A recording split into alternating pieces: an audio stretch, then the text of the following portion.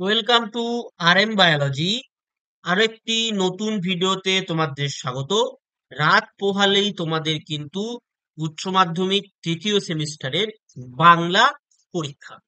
তাই আজকে ভিডিওতে তোমরা বাংলার একটি অত্যন্ত গুরুত্বপূর্ণ কোশ্চেন পেপার পাবে, যার থেকে কিন্তু বেশ কিছু কোশ্চেন তোমরা তোমাদের পরীক্ষা হলে কমন পেয়ে যাবে। তাই অবশ্যই ভিডিওটি শেষ পর্যন্ত দেখো। যারা চ্যানেলে নতুন, চ্যানেলটি অবশ্যই করে সাবস্ক্রাইব করে দিও। পরবর্তী সাবজেক্টের এরকম ভিডিও সব থেকে আগে, সবার আগে পাওয়ার জন্য বেল বাটনটি বাজিয়ে দিও। চলো শুরু করা যাক। তো দেখো, তোমরা তোমাদের সামনে দেখতে পাচ্ছ প্রথম প্রশ্ন আছে, আমি উকিল নহি, আমি একজন ড্যাশ। তারপরে দ্বিতীয় নম্বর প্রশ্ন আছে যে হস্তিনী ভাড়া দেয়া যাইবে, ভাড়া প্রতি রোজ কত। মুখোপাধ্যায় মহাশয় দরকারি অত্যন্ত ড্যাশ। মোক্তার মহাশয় তাহার বৈঠকখানার বারান্দায় বেঞ্চিতে বসিয়া কি করত, দেখো চারটা অপশন আছে। সন্ধ্যার কিছু পূর্বে জয়রাম বৈঠকখানায় বসিয়া কি করত, চারটা অপশন আছে। যখন মানুষ বেঁচে থাকে তখন ভাষাকে করতে হবে যেমন। তারপর ভাষা হচ্ছে উন্নতির প্রধান উপায়।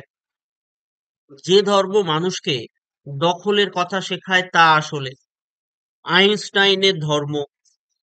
তারপর দেখো ভ্যান গঘ ছিলেন প্রখ্যাত কি, এই হৃদয়ের খাপে ভরা মন্ত্রপুত কি, রাজপুত্রের কাছে নেই কবচকুণ্ডল ধনুক তৃণীর শিরস্থান, কবচকুণ্ডল ধনুক তৃণীর শিরস্থান।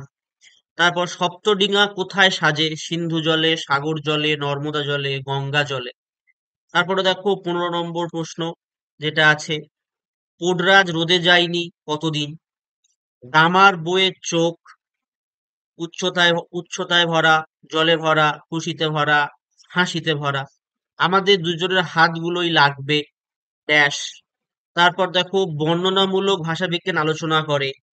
বাংলা উচ্চারণের অর্ধস্বরের সংখ্যা হলো, খণ্ড ধ্বনির অপর নাম, উষ্ণ ধ্বনিটি নিচের কোনটা। ঐতিহাসিক শব্দার্থের আলোচ্য বিষয় কি। তারপর বাক্যের পরিবর্তন করতে বলছে 23। দেখো দুই বা ততোধিক শব্দের মধ্যে, আচ্ছা, বাক্যের পরিবর্তন, সরি, দেখো এই ভাষা বাক্যের পরিবর্তনটা, ভাষার বাক্যের পরিবর্তনটা নিচে নেমে গেছে, তো এটা সেম অপশানেই থাকবে আর কি। ঠিক আছে। তারপর দেখো 23-এর প্রশ্ন, দুই বা ততোধিক শব্দের মধ্যে অর্থগত সাদৃশ্য থাকলে সেই শব্দকে কি বলবো। কালি শব্দটির অর্থ ছিল কালো রঙের তরল বস্তু। এখানে শব্দার্থ পরিবর্তনে যে ধারা অনুসরণ করা হয়েছে। শব্দার্থের প্রথম ভাগটির নাম। গোষ্ঠী শব্দের আদি অর্থ কি। নবজীবনের গান কার রচনা। ইউরিয়া স্টিবামাইন আবিষ্কারক কে। উপেন্দ্র কিশোর রায়চৌধুরী পরিচিত কোন শিল্পে। গোবর গুহ কোন খেলার সঙ্গে যুক্ত। শূন্যস্থান পূরণের সঠিক বিকল্পটি বেছে নাও। কল্যাণীর বিবাহে সমস্ত কথাবার্তা পাকা হইয়া গিয়াছে, শুভ কার্যের দিন স্থির হইয়াছে। সাজ পরাণ ঘোড়ার উপর বাঁদর বসালে কি ভালো দেখায়। তারপর 33 দেখো দিগ্বিজয়ে যেতে হবে, দিলেন সাজিয়ে। ক্রম অনুযায়ী বাক্যের পুনর্বিন্যাস করো। ইহার পর 2টি মাস মাত্র মুখোপাধ্যায় মহাশয় জীবিত ছিলেন। এই যে পুরো সেটটা দেখতে পাচ্ছ, এই সেটটা কিন্তু একটি অত্যন্ত গুরুত্বপূর্ণ এবং প্রথিতযশা একজন বাংলার ম্যাডাম তৈরি করেছেন, যিনি অনেক বছর কিন্তু আমাদের WBCHSC বোর্ডের কোশ্চেন সেট হিসেবে কিন্তু কাজ করেছেন। ঠিক আছে। তার কাছ থেকে কিন্তু আমি এটা জোগাড় করেছি। তারপর আমি শেষে তার নাম বলে দিচ্ছি। পাটি হইতে 7 ক্রোশ দূরে আসিয়া কল্ল বিকালে আদরিণী অত্যন্ত পীড়িত হইয়া পড়ে, আমাকে না দেখতে পেলে সে সুস্থ হবে না। নব জলধর বর্ণ বিশল দেহখানি আম্রবনের ভিতর পতিত রহিয়াছে, তাহা আজ নিশ্চল নিস্পন্দ। তারপরে সত্য মিথ্যা নির্ণয় তোমাদের যেরকম থাকে, অর্থাৎ যেরকম সেট আপ তোমাদের করা হয়েছে সেমিস্টার সিস্টেমে সেরকম। তারপর দেখো সত্য মিথ্যা নির্ণয়ের জন্য এতগুলো জিনিস দেয়া আছে 35-এ।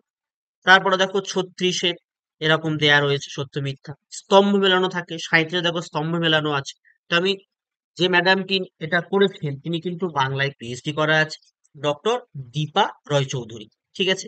তো তারপরে দেখো ক স্তম্ভ খ স্তম্ভ আছে, মানে এই যে 1 2 3 4 গুলো দেখতে পাচ্ছ, এগুলো ক স্তম্ভের আন্ডারে, এবিসিডি গুলো হচ্ছে খ স্তম্ভের আন্ডারে। ঠিক আছে। তারপর যদি আমরা 38-এর প্রশ্নে চলে আসি, দেখো 38-এর প্রশ্ন কিন্তু স্তম্ভে ফেলানো আছে। ক স্তম্ভের আন্ডারে 1 2 3 4, আর খ স্তম্ভের আন্ডারে কিন্তু এবিসিডি।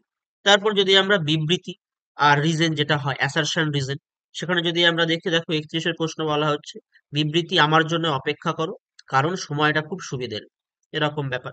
তারপরে যেটা একটা কেস বেসড কোশ্চেন থাকে, সেই কেস বেসড কোশ্চেনও দেয়া আছে, দেখো তুই তো অন্তর্যামী, তুই কি আমার মনের কথা বুঝতে পারিসনি, খুকির বিয়েটা হয়ে যাক, তারপর তুই যার ঘরে যাবি তাদের বাড়ি গিয়ে আমি তোকে দেখে আসবো। উক্তিটির মধ্যে বক্তার যে মানসিকতা প্রকাশ পায়। ঠিক আছে? তো এই 40টা প্রশ্ন অত্যন্ত গুরুত্বপূর্ণ প্রশ্ন। বেশ কিছু প্রশ্ন তোমরা কিন্তু কমন পেয়ে যাবে। এগুলোর উত্তর আশা করি তোমাদের করা আছে, এবং এটা একবার তোমরা কিন্তু ভালো করে ঝালাই করে নিতে পারো আজকে। তো কালকে তোমাদের সবার পরীক্ষা ভালো হোক এই শুভকামনা জানিয়ে আজকের ভিডিওটি শেষ করছি। সবাই ঠান্ডা মাথায় খুব ধৈর্য সহকারে পরীক্ষা দিও, যেহেতু প্রথম এমসিকিউ, প্রথম তোমাদের সেমিস্টার সিস্টেম আগেও তোমরা দিয়েছো 11-এ, কিন্তু এটা তোমাদের প্রথম বোর্ডের পরীক্ষা দিতে যাচ্ছ এমসিকিউতে। তো খুব ভালো করে তোমরা কিন্তু তোমাদের ওএমআর শিটটা ফিল করবে। ওএমআর শিটটাই কিন্তু সব থেকে বেসিক একটা জায়গা, তোমাদের রোল নাম্বার, বুকলেট নাম্বার সবকিছু তোমাদের কিন্তু ঠিকঠাক ভাবে খুব ঠান্ডা মাথায় ফিল করো। সবার পরীক্ষা ভালো হবে। Best of luck.